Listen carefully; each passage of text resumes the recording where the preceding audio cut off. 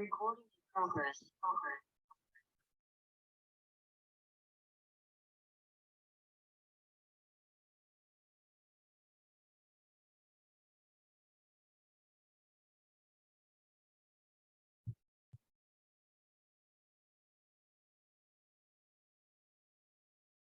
Good afternoon, everybody, and welcome to AXO's Lunch and Learn series.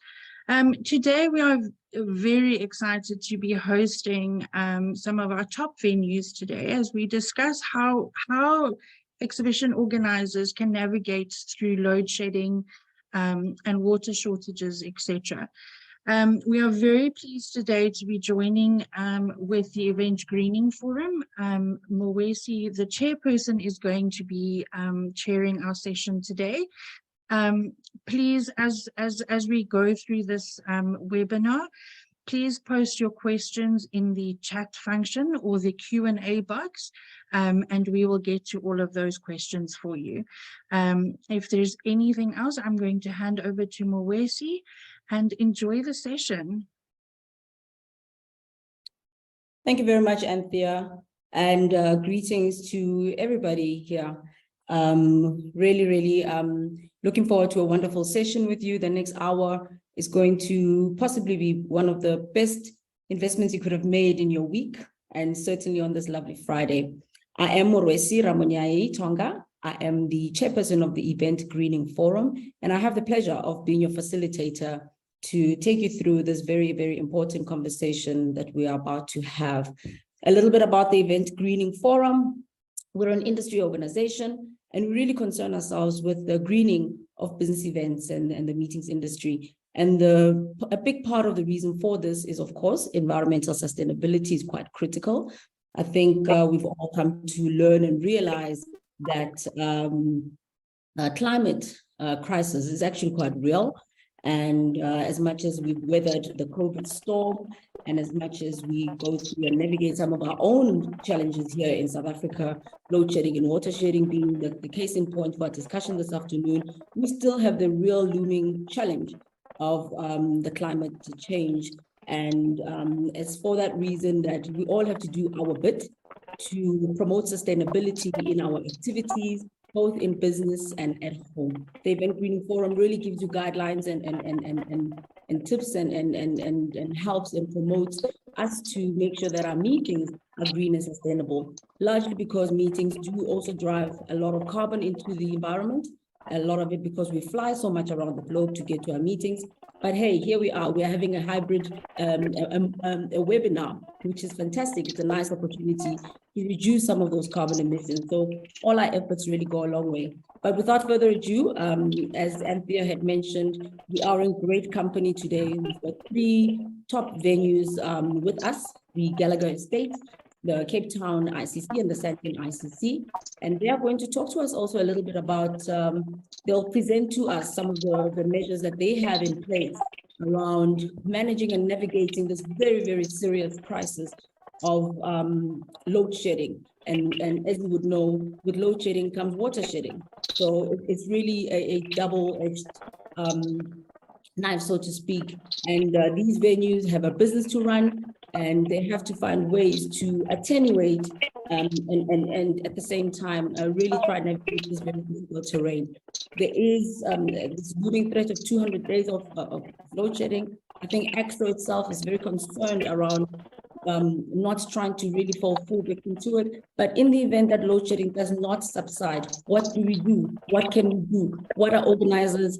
What options do organizers have? And organizers, of course, go into partnership with our venues. What do your venues offer you, and what can other venues learn from others as to what high-tech and even low-tech interventions can be implemented in this case?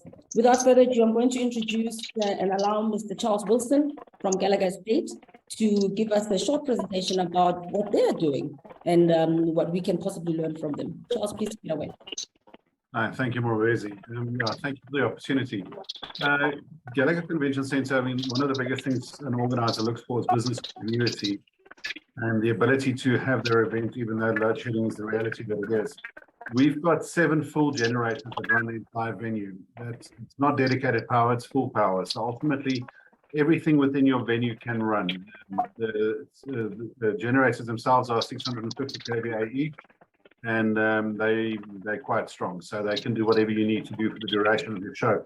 If we get to a point and we have a power heavy event, we have discussions with the organizer, and that event we can bring additional generation capacity into the venue. I mean, this obviously comes at a cost. Keeping in mind, each one of those generators burn 100 liters of diesel per hour. So that's 700 liters of diesel per hour that I'm burning on the property. And during load six, we ran between 12 and 14 hours on the generator. Now, compounding the costs there is generator maintenance schedules work on hours run. So before load shedding became as bad as it is now, I mean, we've had it for years, but it's really bad now. We would basically do a minor service once every 3 months, a major service once a year. Now that's come down to a minor service once every 3 weeks to 4 weeks, and then a major service is about every 3 months. And keeping in mind a major service on a generator is just under 30,000 Rand. So, you multiply the costs of everything that, you've got to do to make sure your venue is operational, to make sure your organizer can do their event. The cost component that we pass on to the organizer is only the diesel. We don't pass any maintenance costs on any fixing of generators. I had a generator blew about 5 weeks ago. Those costs are costs that we carry as a venue. And we run on, if you run a generator in your venue, as an example, I'm assuming quite a few of you know Gallagher Convention Centre, Wall 2 and 3, they've got 2 generators. We basically sit and discuss with the organizers because both generators feed both of those venues. So when an organizer is doing build up, we say, all right, we don't need to run both generators. We bring both generators up and then we run the venue on one generator, because during build up, you generally don't need as much power as during your show days, also depending on the product that you're showcasing. Just touching on water shedding, it was a major problem. At the moment load shedding kicks in, specifically we had this problem during stage 6, where the Rand the water tower here in Midrand couldn't be filled up due to the fact that there was no power. We foresaw this a few years ago, and in 2019 we installed a million litre water tank in addition to the 300,000 litres of backup water that we had on the property. Now, just to give you perspective, at venue capacity, which is 20,000 people, with 1 million litres of water, we can run in the region of between 3 and 4 days just off the tank. That's if venue runs at capacity, which rarely happens. The shows that bring in 20,000 people at one time are far gone. So generally, those tanks can last the venue at least 2 weeks if we run a normal capacity. These are a lot of these things we've seen happening prior to it happening. If you look at the trends during 2016, 2017, and we made the decision to reinvest in the property and make sure that we have this business continuity. In addition to the generators giving full power to the venue, it still powers the cooling system as well. We don't have air conditioners in our venues. We've got evaporative cooling systems, which are a lot less harmful to the environment. It's basically wet packs that air gets forced through and ultimately cools down the venue to a nice ambient temperature of about 23 to 24 degrees, depending on where you set it at. And in the summer, it runs through heat packs. So that's how Gallagher ensures that your event continues during load shedding. The only slight drawback we have is that when we have load shedding, such as we're having now, by the way, the moment the power goes off, there's a 15 to 30 second lag between the power going off and the generators kicking in, or the generators being able to supply the venue. We have surpassed this from a venue safety point of view, putting emergency lighting in the venue. So the moment the lights go off, immediately the emergency lighting kicks in. So you're not without lights for those 15 to 30 seconds. I'm busy investigating new technology, which will bring that down to a millisecond. We're looking at the cost components and looking at whether that's viable for the venue, considering the amount of generators we've got. So ultimately what we try and do is we try and, provide you what you had, the Gallagher experience. And yes, there is a cost component. Yes, that you have to carry a portion of that cost, keeping in mind that those generators run whether you're here or not. So those costs I carry as a venue. So that's the only shared cost component when we look at it. And from a budgetary point of view, it is something that you really need to take in consideration. During stage 6, if you're running an event and your event's running, you've got a build-up that runs from 6 in the morning until 6 at night, you might have 2 sessions in there. You might have 3 to 4 to 6 hours without power. Now, if you multiply that by the per hour charge, it does add to the cost of running an event. That's why we sit with the organizers and say, all right, you're doing your build-up days, you've got 2 build-up days. If I've got the capability and the venues available, I'd rather say to the organizer, come in 1 day early. I'm not going to charge you additional for that. It's going to be a cost-saving exercise on both of our sides, purely from, me from running generators unnecessarily and you for paying for a generator that you don't necessarily need. Also, don't let, we look at the load shedding schedules and we sit together and we say, all right, there's a scheduled load setting to start at 6 o'clock at night. Work your day, that maybe start your day earlier, stop before 6 o'clock so that you don't have to run the generator during that time and we don't have to charge you. So it is, as I've always said, it's a team exercise. The moment you do an event at Gallagher, we form part of your team and we work together, and ultimately our goal is the same as yours. It's the success of your event and hopefully not bankrupting anybody in the process. Thank you, Morwezi. Thank you very much. Your presentation, I'm hearing planning, I'm hearing foresight, I'm hearing collaboration. And I think those are very important qualities and aspects one should consider in this case. We're going to then ask Sean Bird from the Sandton ICC to immediately also just take over and tell us a little bit also in the same fashion about what's happening on that end. Thank you very much. Please go ahead, Sean. Hi, Morwezi. Thank you very much. Assuming everybody can see and hear me at the moment. I did have a presentation to put up, but that seems to have gone a little pear-shaped to my side. So I'll just sort of go through where we stand. One of the things that obviously, luckily enough for us, that Charles isn't in the same situation. We don't get affected by load shedding at the Sandton Convention Centre. We actually have 2 feeds that come into the building. So only one of those feeds is subject to load shedding. So we actually don't get any load shedding at all, unless there's actually a line fault somewhere in Sandton, then we would be on the normal load shedding schedule. That's happened once in the last 5 or 6 years. So unfortunately, well, fortunately for me, but unfortunately for everybody else, I can't talk too much to the load shedding plans, but we do have them in place. I mean, we're not ignorant to the fact that it's going to happen once in a while. One of the things I wanted to speak to specifically was around what we're doing to actually, first of all, actually just sort of educate everybody in terms of the fact that, apart from the fact that we don't get load shedded, there is an energy crisis, which we tend to forget in this building. So we are very strong and pushing the sustainability angle in terms of electricity and water at the moment, especially those things. Obviously, it's apart from the inconveniences and the cost to business, there's also the cost to our business with the annual increases and stuff that comes through with water and electricity. So we try and get everybody to understand within the team that even the small little things make a difference. We have WhatsApp groups. We ensure that lights are switched off, that escalators are switched off, lifts are switched off if needed, and all of that. And we also, like Charles says, we don't want to be running air cons unnecessarily. One chiller unit in my building is the equivalent to every single light being on in my building. And I have 5 chillers.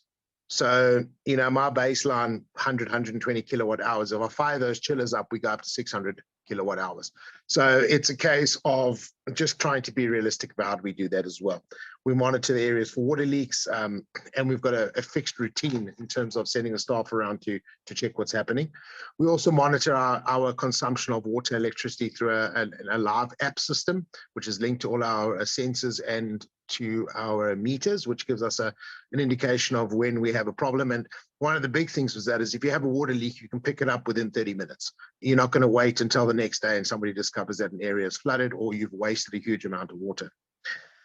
Just to get onto some of the things to sort of address what we would do in case of load shedding, to give everybody sort of a feel for where it is. It's, as I said, we've got the two inputs from Eskom at the moment, so we're not really subject to load shedding, but we do have the necessary redundancies as well. And as Charles says, once those things do start running, though, the costs do rack up really, really quickly.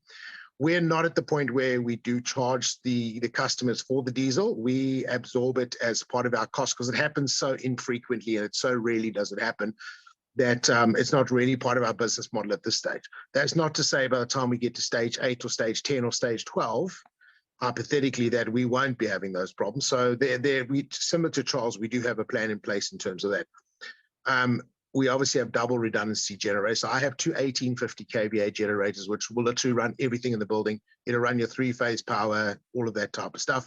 And then I have two 850 kVAs, which back the 1850s up. So we actually have a double redundancy system on the generators. And that, like I said, it powers the air cons, the 3-phase power, everything that you need in the building can be done. At this point, there's no charge on it. Whether we ever get to the stage where we need to charge for the diesel is debatable, but we'll have to jump off that bridge when we get to it. I made 5 points in terms of way we could sort of look at helping each other out in terms of making sure that everybody benefits from cost savings across the board. So one of the things that I wanted to chat to everybody about was discussing with AV suppliers. One of the things that, and Charles also mentioned it, is the dip when the generators do kick in. This is more for the conference side of the business, but it would apply to exhibitions to a certain extent as well, is have a chat with your AV guys and make sure that your critical items on the UPS, no matter where you are anywhere in the world, you're going to have that 15 to 20 second dip before the generators physically kick in, if that's the case. So we ensure that we brief the AV suppliers as much as possible to put all critical items on, even if it's portable UPS. You literally need that thing to run for 15 seconds so that you don't drop your presentations, your projectors, all of that type of stuff.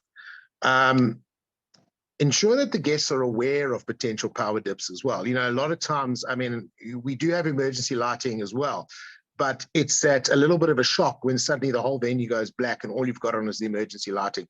So engage with your clientele. So look, you know, there is in my center, there's a very low probability of it, but at any center, there is a probability that, or possibility that you may have that 15-second dip.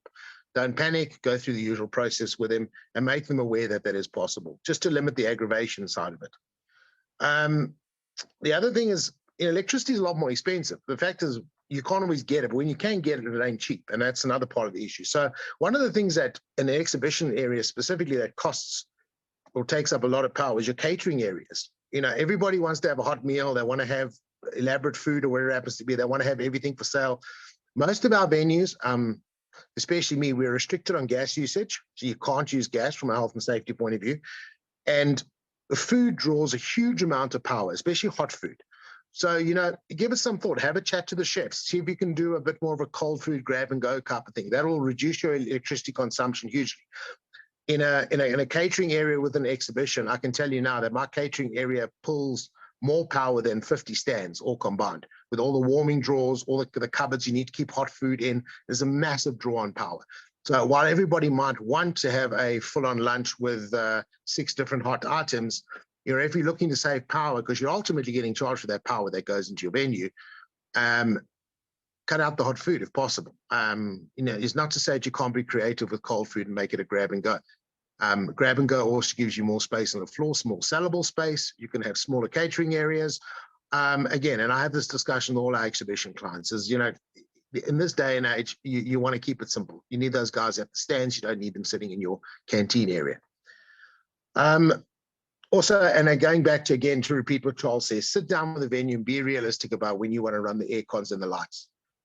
You know, it's a massive power drain. And even if you don't do it for your bottom line, do it for the environment, if nothing else. You know, we don't benefit out of switching the lights and air cons on. You know, a lot of times I'll have a setup crew will come in and they'll be setting up the day before in a massive venue, and there's 6 people there, and they start complaining to the organizer because we haven't switched the air cons on.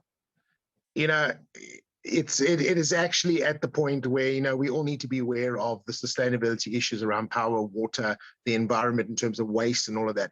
And one of the things is, you know, just stop and think what it's costing a building to put an aircon on. And it's not just the financial aspect of it.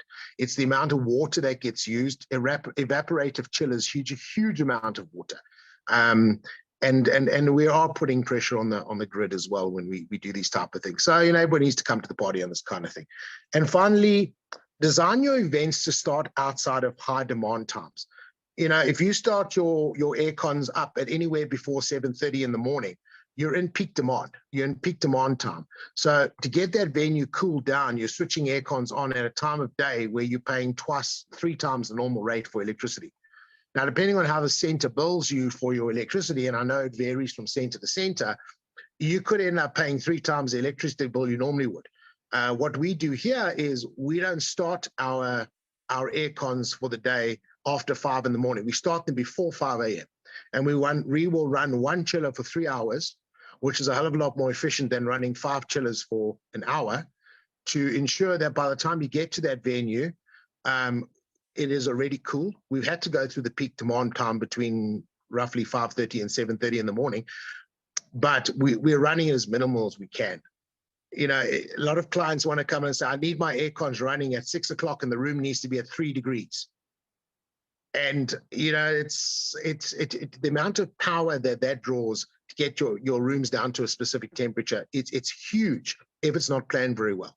So, you know, my suggestion is have a serious think about that. You know, we all traditionally run exhibitions from X time to Y time. That's just the way we do things. Is it the best way to do it in the most efficient way? Engage with the venue. We're happy to guide you. We don't want to use any more electricity. We really don't want to be charging you for any more electricity. Nobody benefits from that. So we're putting it out there. Have that discussion with us. On the water saving side, again, it goes back. Aircons are a huge issue on the water saving side. And again, you know, it's not so much the issue of cost. It's more a case of doing the right thing for the environment.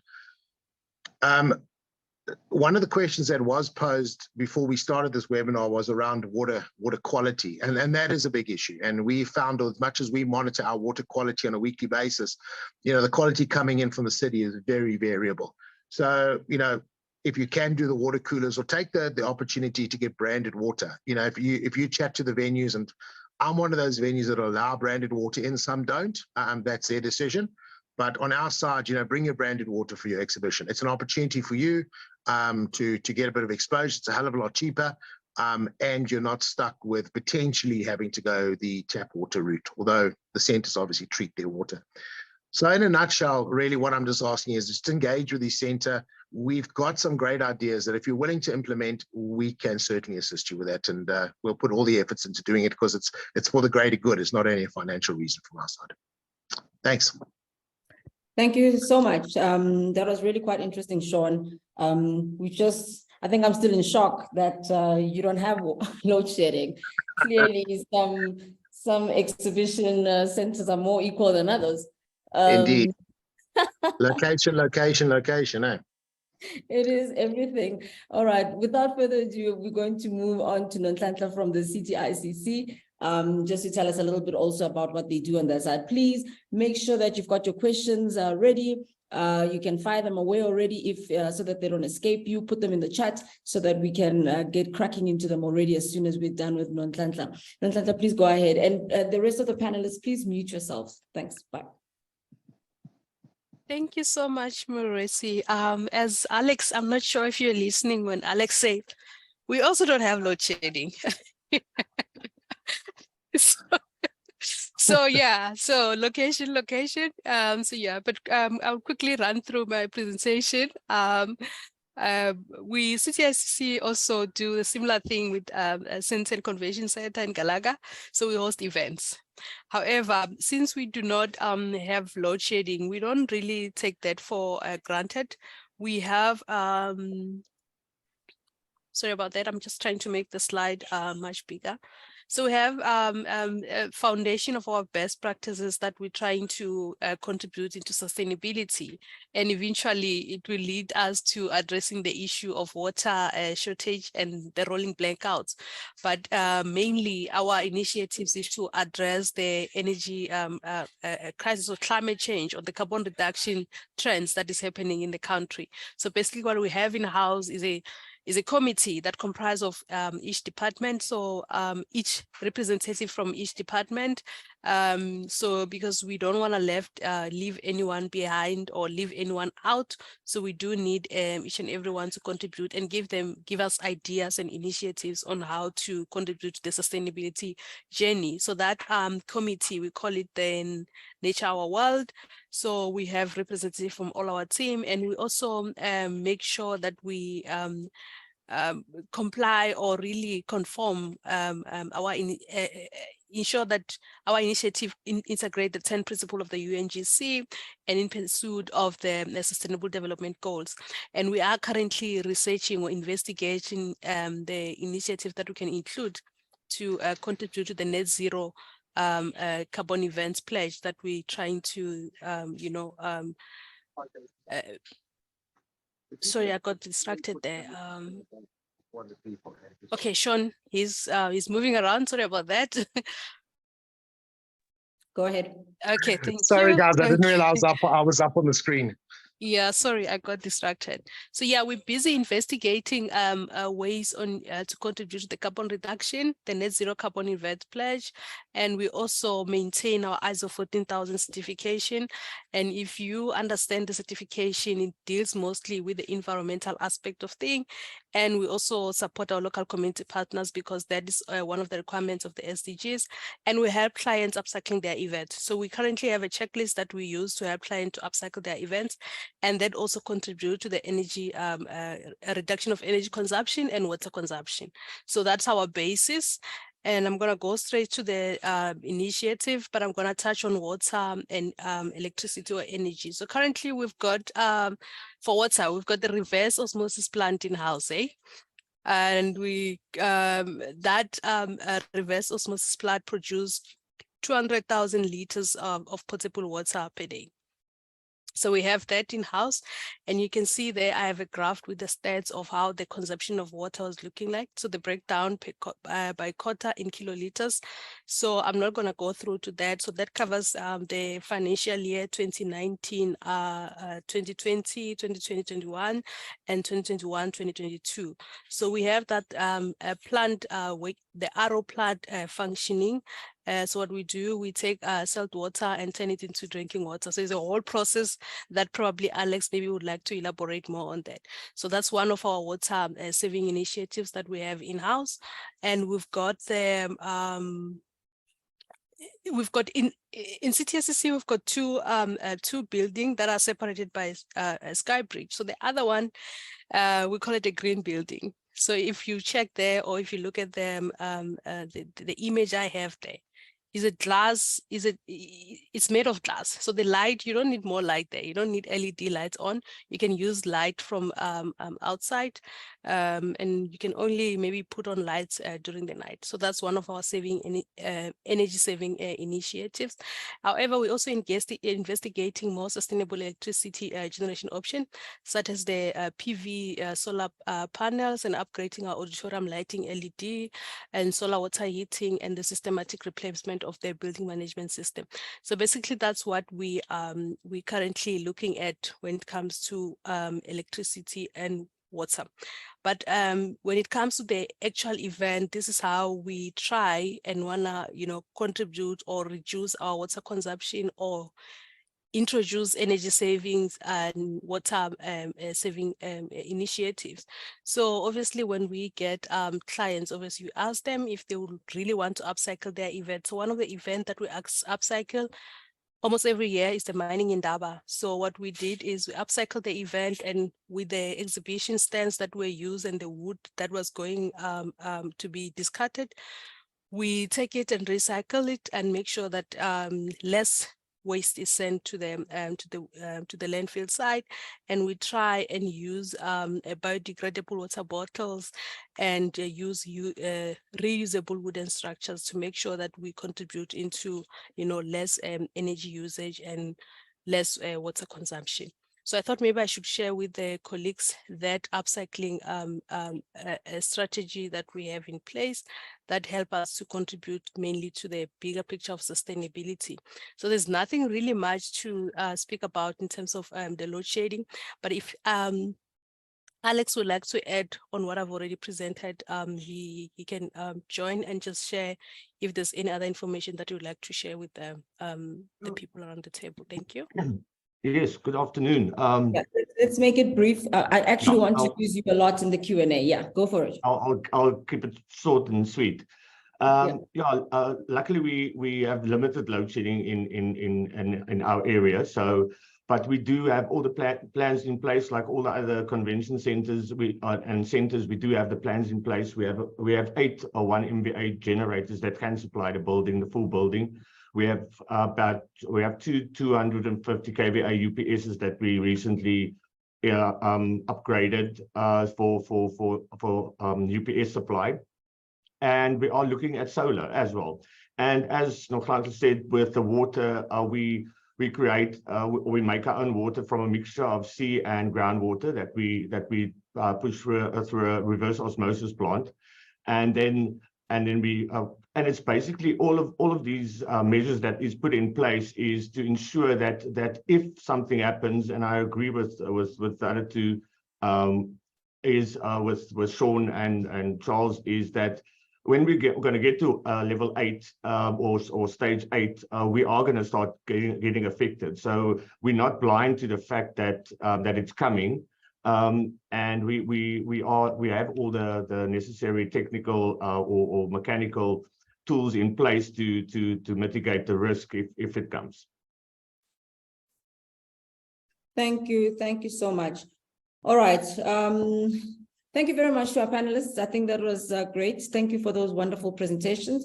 We've learned again another shocker that the CTICC does not have load shedding. So I wonder how Gallagher is feeling right now.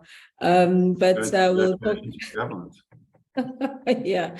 And before we get into some of the structured questions, I really want this to be about the people that have taken their time to come and listen to us and watch us. So there's a question already for you, Sean. And it also, you know, my ears peaked a bit when you mentioned about branded water.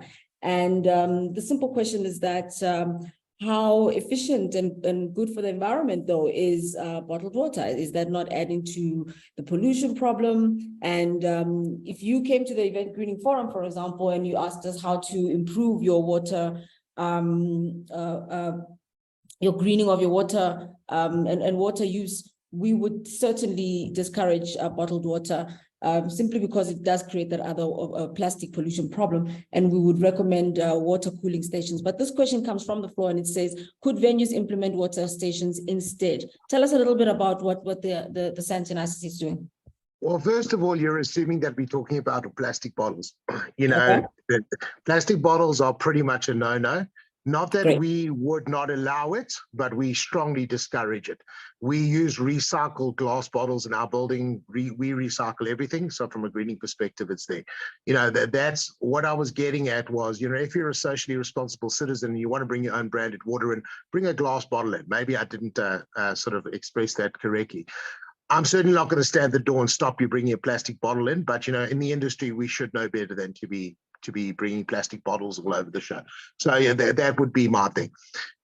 Water coolers are there. You know, it's not a case of not being able to provide the water coolers they can, but, you know, the reality of the matter is that we all still make money off our food and beverage operations. You know, bringing water coolers in for people at our cost obviously takes away from our food and beverage revenue. I know the other centers, some of them don't allow any form of outside stuff to come in. I'm a little bit more flexible and open to negotiation on that type of thing. But as long as everybody plays within the rules and that's okay. And there's always a little bit of give or take on this kind of thing as far as I'm concerned. But yeah, stick to the glass and get the recycled stuff, the good stuff, and use a reputable supplier as well. Fantastic. While I have you on the floor, we actually had a question by Helen Brewer, who's a member also of the Event Greening Forum, an associate member. And her question was particularly also around the food and beverage issues. So I think we can just tail onto that. And the question is, given that there's these additional provisions that have to be made to cater for this, to what extent can you tell us the approximate percentage of an increase in price to the end user? Say she says from 2019, are you able to tell us what this increase might have been? We haven't increased food prices since 2019. That's us. We have just become more efficient. I'll be honest with you. We are due a food price increase. This is not long-term sustainable. The reality of the matter is we probably should have gone up about 18 to 19% since 2019, in fairness. But a decision was made, especially on the exhibition side of it. You know, as much as it does turn revenue for us, it's not our main motivating factor for running exhibitions. You know, the exhibitions cut your venue rentals is where your margins lie. It's not necessarily in the food and beverage and the catering. Again, some centers may disagree with me depending on how they structured, but at Sandton, at least, we've carried the cost of the last 2 years. We just didn't feel that we could pass that cost of food and beverage onto the clients. We have recently gone up on beverage, but, you know, we made the decision as well, if you're going to drink, and we've put it mostly onto alcohol, not onto soft drinks, if you're going to make if you make a decision to drink alcohol, you're going to have to pay the going rate for that. But we've kept our water and our soft drinks prices as close as they were to, I won't say 2019, let's rather say 2020, because we actually had an increase in February 2020 just before COVID kicked in. So let's say there. So to answer Helen's question, if you had an event with me in 2019, your food and beverage costs are now probably 6 to 7% more than they were there if you came before COVID kicked in. But again, that's a decision we as a group have made. I'm not going to speak on behalf of all the other centres. They may or may not have gone up in line with the horrendous food price increases that we've had. Yeah, sure. I'm going to move over to Charles. Charles, as the only unlucky venue on this panel that happens to bear the brunt of load shedding, you mentioned that you do try to ease the additional cost of this diesel and everything else onto the organizer. Can you just talk to us a little bit more detail? I really want to give the audience a clear understanding of what it is you transfer, how you're managing this, and how it's working out. And if you have a sense of what kind of percentage increases an organizer would have seen between now and pre-crisis load shedding times. It's a bit of a difficult question to answer from a percentage point of view. No problem. No, I can tell you how we run it. I mean, the generator cost is the only cost we, attribute to the clients is the fact is the additional usage of diesel. So let's say you use one generator in your venue and your generator runs for 3 hours. That would be equal to 300 liters of diesel, and that is directly linked to the diesel price of that day. So there's no additional costings added onto that. There's no surcharges. We don't pass any maintenance costs on or anything like that. As an example, diesel price today is 23 Rand 88 cents per liter. So that is the cost. So for an hour, it'll cost you 2,388 Rand per hour to run that generator. So that's the only cost we pass on. So if your generator runs, just doing quick math, for 4 hours that day, you look at the 23, it's going to cost you about 7,000 Rand, just, rough math, no mathematician here. So that's an additional cost for that day. If you look at your build-up days, let's say it's a 3-2 or a 2-3-1 combo, where you've got 2 build-up, 3 shows and 1 breakdown, and you extrapolate that across the 6 days that you're at the venue, and you're looking at 6 times 7, you're in the region of, 35,000 Rand, around about there. That's an additional cost that you're going to have to absorb from your side. Keeping in mind that that's only for the duration of that you use the generator. When I use the generator run the venue when you're not here, so at night when I have to run the generators because there's security cameras in the venue, you don't pay for that. It's only for when you and your team or you and your clients are on site that I actually charge you those diesel costs. It's a small recovery compared to the bigger picture. Just to give you an example, from April last year to end of this month, I would have spent in the region of about 8 million Rand on diesel. That's a hard cost onto the venue. And what I've recovered out of that is in the region of about 35%. So just that's an example of the additional cost of unfortunately having a venue that does have load shedding. Yeah. So, you have to recover some of the costs. For sure. And maybe just I think that the nature of our discussion is going to move a little bit also towards energy efficiency and water efficiency, and so it should, because really before you get additional energy capacity and do this and that and everything else, really one of the things we really have to focus on is energy efficiency. We need to reduce our consumption first, so that we don't need to, our demand is not so high. And I'm very happy to hear that the convention centers, both of them, are doing a lot of work and interventions around these energy and water efficiency measures. I'm just curious to know that in as much as someone like Charles, for example, who has to transfer some of these costs for diesel to their clients, unfortunately, do you share some of the savings from your energy efficiency measures? Have you seen that it's possible with your measuring and monitoring that you've done so far, or is that something that can maybe come a little bit later? I can ask Alex. No, at the moment, it's not shared. It's more of we sell the initiative to the clients that come to the building. So we do share. We have about there's and we must remember there's also a very high initial cost to do this. We to monitor the electrical saving in our building, we had to install about 150 meters in one of the buildings. So that cost is a capital cost that we put in. The Aura plant, I can't reveal the cost, but the Aura plant is also a additional cost that we have to recover. And to run an Aura plant is also a little bit more expensive from an electricity point of view. With that said, that is the reason why we're investigating solar, the PV solution, is to offset some of that cost. Making water is an expensive exercise, so we need to offset that electrical cost that we're using to make the water with some PV solutions and maybe get the Aura plant to run off a solar solution. Yeah, so just to end off, we do see all the savings. We do pass it on to the clients. A lot of the clients these days, they ask for the stats of the event, and you can't disclose stats if you can't measure where they are and what you have to do. And if clients have different parts of the building, and that's why the metering is so important, and the monitoring of the metering is so important, is to have meters in the right places to kind of give the clients that stats and that information of the event. Great. Basically that's that. Yeah. Thanks.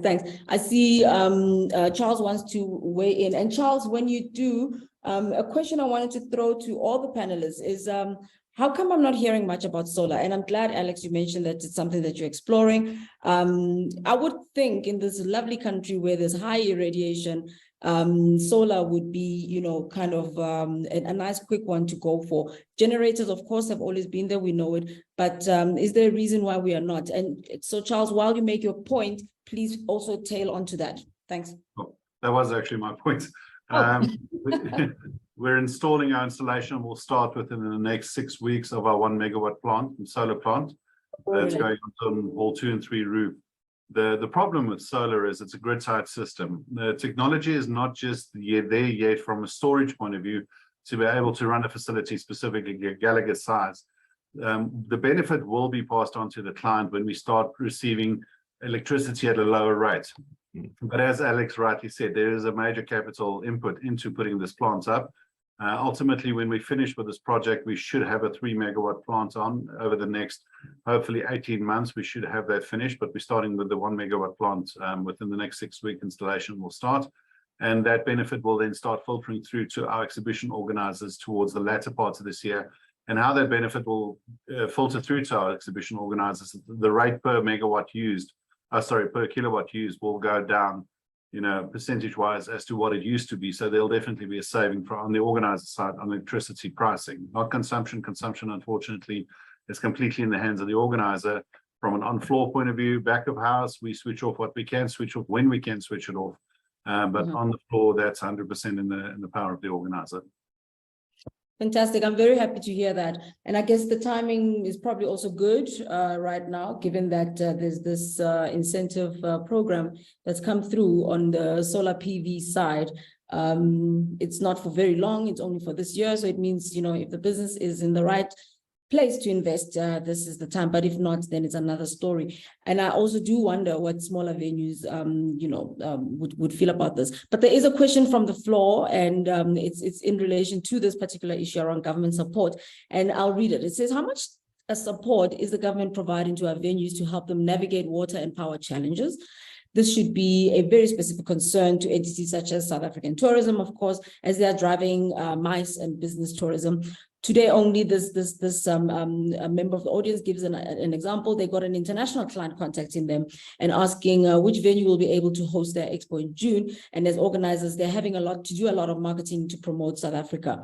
In light of this, how can they, as a group, lobby the South African leadership and the South African government to raise awareness of this? As some of the top venues, are you close at all, or do you have any idea of what additional support or what is happening from a government side of things, aside from this incentive program, which is not necessarily targeted at you? I think the sad reality, sorry if I can jump in there, is, and with the capital blatantly clear during COVID is that government doesn't understand our industry.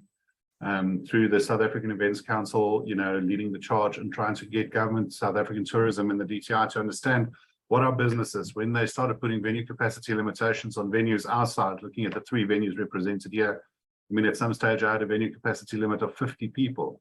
Now, if I look at a 7,000 square meter venue and I put 50 people in there, it is ludicrous. It's absolutely ludicrous. So it became clear in the interactions we had with government during COVID that there wasn't really an appetite to get involved or look at our industry from a support point of view. But in the same breath, I can also say I've got plenty of organizers that work very closely with the DTI, and the DTI does support certain of those exhibitions, some of the trade shows and those. So when an organizer is looking at getting involved in bringing internationals in here that will specifically have a benefit to the local economy, I would contact the DTI, talk to SAT, maybe get pointed in the right direction from a SAT point of view. But I think your area should be around the DTI. We've been proponents of falling under the DTI umbrella for a while now. Unfortunately, it hasn't happened yet.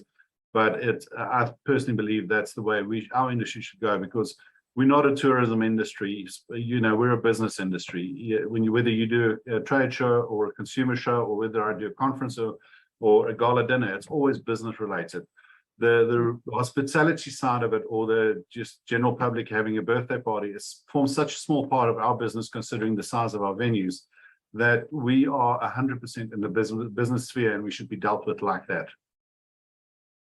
Thanks. If any of the panelists want to add, Sean, Nhlanhla, I don't know if you want to jump in there, Sean? Charles said exactly what I wanted to say. It was just a case of he got in before me, because I would have quoted him word for word. Quite honestly, yeah. And probably in slightly stronger words, but I sort of need to hold myself back a little bit. Calm you down, Sean. Yeah, fully agreed, Charles. Great. So, and the more and more I hear that, obviously energy efficiency, water efficiency is going to become quite critical in, sorry, Nhlanhla, did I stop you from saying something there? Okay, great. If energy efficiency and water efficiency are some of the pathways that are going to get us to where we're going, on top of obviously putting in technologies like solar PV and generators, and integrating the two, and trying to even minimize that interruption in between, it's all good and well. I think one of the very important aspects that come to my mind is that of green buildings. And if I think back to my days of doing a lot of work around green buildings, one of the very important aspects around that is, of course, natural ventilation, natural lighting, and all the things that take us back to basics, right? And now that we have load shedding, I'm wondering if this is influencing any of the venues, any of your venues. Are you able to open up some of those curtains and let some natural light in? Are you geared for that? Are you able to open some windows? I mean, some of your facilities are huge. They're probably highly, AC dependent, but is it in any way a factor for you, an interest to you? Does it affect how you might think about building in future, or even retrofitting some of your buildings? I'll go through all of you. I'll start with Sean. Oh, you're muted. Sorry, there we go. I was trying to press all the buttons to get going there. Yeah.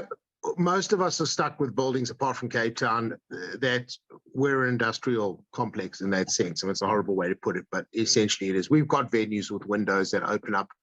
And the closest you're going to get to this is, to be honest with you, we open those up either in the evening or early morning, just to assist the air cons to get the latent heat out of the rooms. A lot of times it also depend on the angle. Unfortunately for us, the last side of the building is where the sun comes up in the morning. So you've got this blazing sunlight going through those windows until about 11 a.m. So that doesn't make it conducive to projection and all of that type of stuff. So as much as we would love to have some more outdoor open areas, unfortunately, structurally, it's just not on for us, unfortunately. Okay. Nhlanhla? And Alex. Alex is also from the CTICC, by the way, everybody. He's the maintenance head there. So yes. So I think Alex is the right person to talk about our green building. So I think we're a little bit advanced when it comes to that. Okay. So yeah. So what's also a great tool is, yes, we have a newer building in CTICC2 that's just a couple of a couple of years old, where Green Star was implemented, and they looked at aspects of how to get that done, and Frank talked about the windows and all of that. We do have the louvers so that we don't get the direct sunlight in the afternoon on those. Our older building, as we call it, the mothership, with the CTICC 1, also was designed with wide open windows. What we recently did is we installed, because we don't have windows that can open, we did install what we call heat extraction fans in the roof. So that kind of helped a little bit in the mornings. What I see, what helped very much with efficiency in the building is that we brought our electrical cost and our cooling cost down tremendously was with our building management system. So we recently upgraded our building management system, and we actually have in-house technicians now at the moment. We don't have guys from outside. We have 2 in-house technicians that can actually program the building management system. So it's a day-to-day process. So we try new things, and through those things we save. And we also implemented a predictive maintenance plan, not a reactive maintenance plan so we're looking at the technology of the building management system, of the complete building IT of things, to kind of tell us when the building is struggling, and use technology in that way also to bring around cost savings for that matter, and obviously saving the environment. The last thing is what did help, and what will help for all the other buildings is we recently did our energy certification. So we know exactly where our floors are now. So we did our energy audit, and they did our energy certification for both the buildings. And obviously the newer building did better than the old building. But we know where we are, where our level is now, and where we're working from. So I believe that if we know where we're working from, we can put our goals out there, and year on year. And as my colleague said, is that we are working towards net zero, and that is our pathway forward in this aspect. Wow, net zero, that's very bold. Lovely to hear that. Charles, is nature your friend?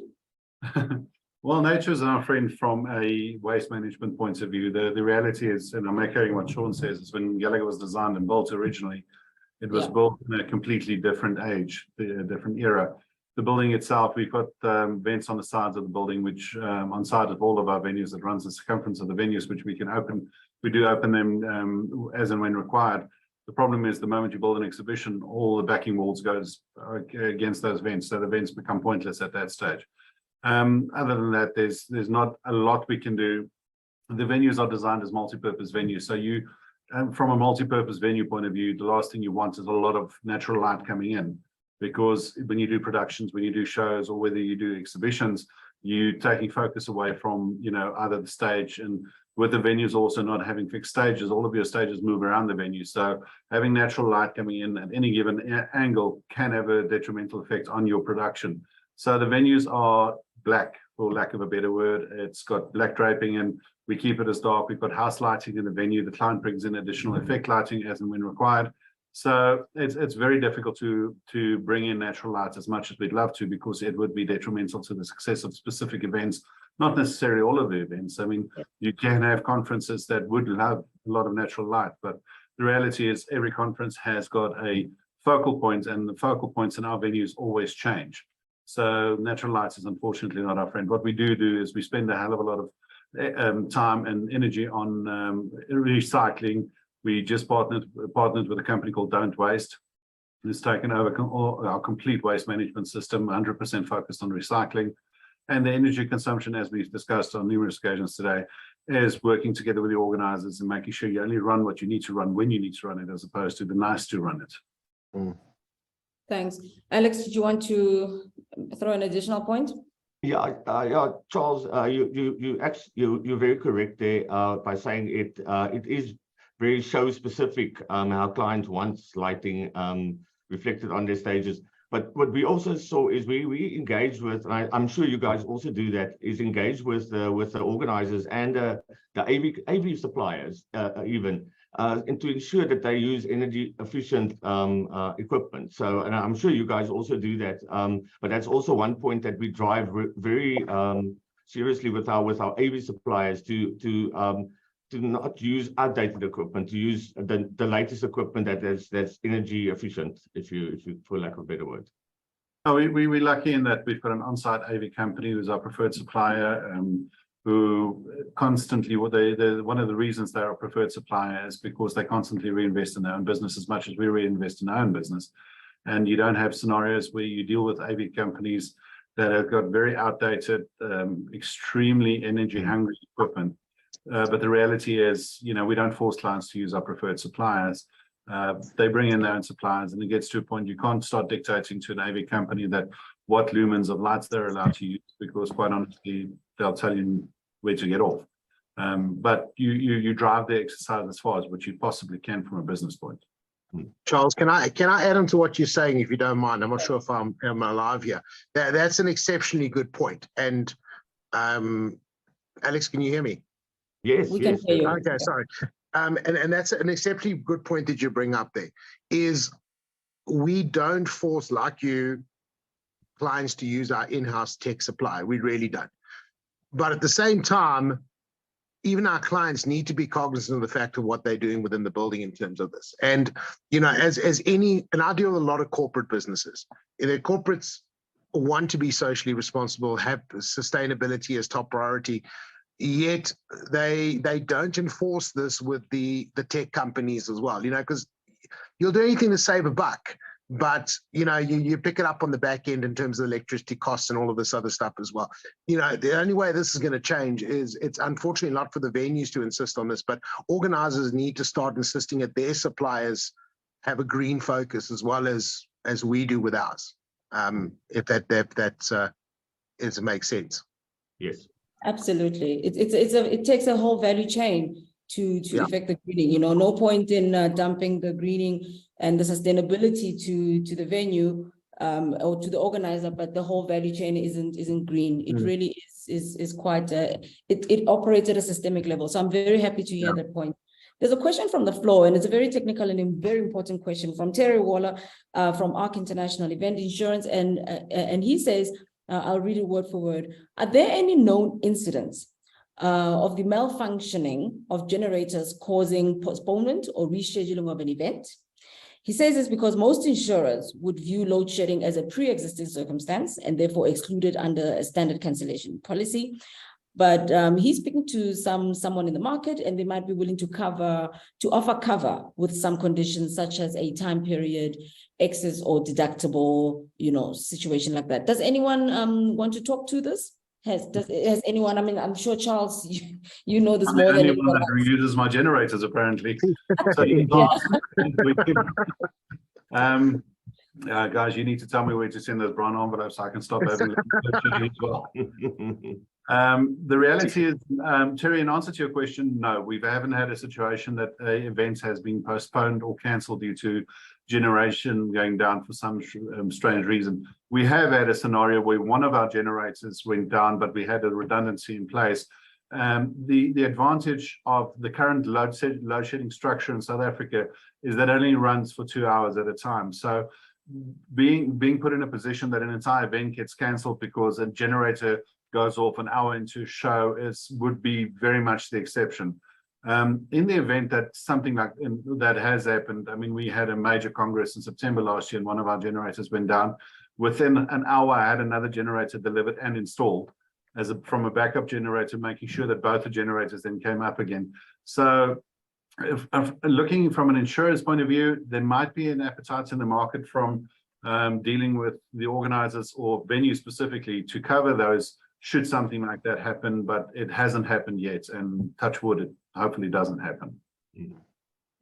Sure, great. Very, very good question there. And we've come to pretty much the end of our session. I'm going to just give you all an opportunity to just give a quick parting shot around, there's other venues that are not obviously presented on this panel, but might, really take inspiration from what you do and how you do. Just a word or something from each of you. I'll start with you, Charles. You're already on the floor. Just a word of encouragement to help us, survive the storm. Anything on your end? I always love the saying, could only get better, but I think in this case, it could actually get worse. So I think, from parting words from my side is, ultimately, I think the realization should just be there from all the organizers as well as the venues, that there is going to be a cost increase in running venues and in running events. I mean, that is the reality. I think just getting the assurance across, seeing as I'm the only venue that actually runs my generators, that this is not a money-making exercise for us. This is purely a cost-covering exercise. There is no point in now going and making events so expensive that no one wants to do business with you. Ultimately, we charge as little as we possibly can, but involve us in your decision-making processes, specifically when it comes to build-up and breakdown schedules. How we can, if we have to pause a breakdown, for 2 hours, let's pause the breakdown. I don't switch on the generators. Make sure everybody's out the venue, make sure everybody's safe. And for those 2 hours, we don't run the generators, and there's no cost implication for you. We are part of your team, and ultimately it's to our benefit not running that piece of machinery for an additional 2 hours, and it's to your benefit because you don't pay for it. But when it comes to, the same with water consumption, the same with everything, venues, sometimes people see us as a grudge purchase, and the reality is, we're not. We're part of your team, and we're here to make your event successful. And again, as I said in the opening statement, we're not here to bankrupt you. We're just here to make sure the events happen. Thank you so much. Alex? Yeah, that's exactly the point, is that we need to work together as a team to get through this crisis. And let's call it what it is. It is an energy crisis. So we need to get through it together. And cost is going to go up. Operating cost is going to go up because it's just inevitable if you run 8 million rands of diesel in a period of time. Operating cost is going to go up. Your servicing will have to go up. But I believe with good planning and with the organizers and with all the team involved, we can survive this, and we can work around it to make sure that we get through this. So yeah, and from a greening and perspective is a practice what we all preach, or what we must all practice what we preach. So if you say you're an organizer that does green, do green and work with us to we as the venue, we try our best to be greener and to be more energy efficient. But we can only do that with your help and with everybody around the table's help. Otherwise, it's not going to work out for any of us. We have a business.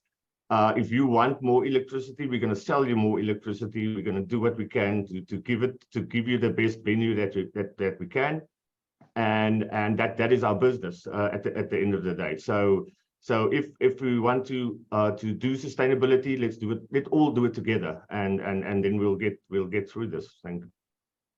Thanks, Nonhlanhla.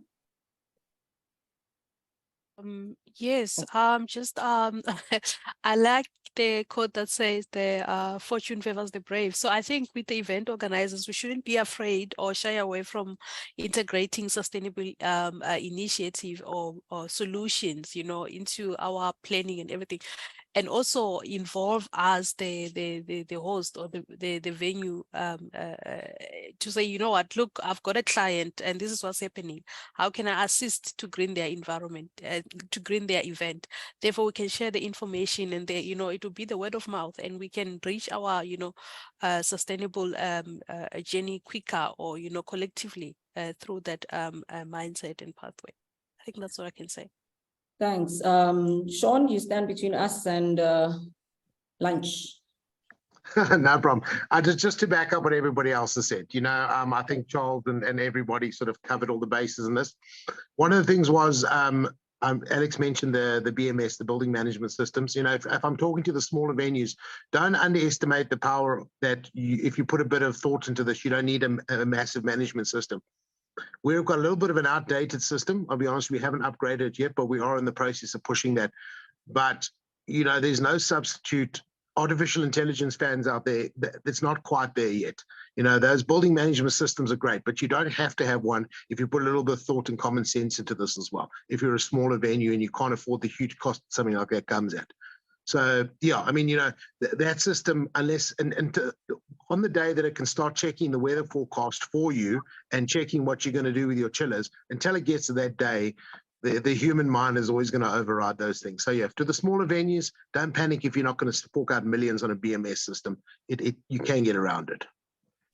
Thank you very much. And that's really wise words from everybody. And there you have it, to a lovely audience. You know, the writing is on the wall. The costs are not going to go down. If anything, let's rather take a reality check. The costs are likely to go up. But I think it's encouraging to know that the venues are doing a lot to actually reduce those costs and to, try and reduce, your frustrations at least, and your exposures to load shedding and water shedding. There's a lot of initiatives and activities going on in there, and I think it is quite encouraging. I'm personally quite more encouraged to hear that there's a lot of energy efficiency and water efficiency mechanisms going in there. As a sustainability practitioner and renewable energy specialist as well, I'm very, very excited to hear that. So it is that. And some parting words from what I heard throughout the session. It really does take the whole team. There's a lot of collaboration that needs to happen. Talk to your organizer, talk to your venue, and see how you can work around the load shedding, see how you can minimize the impact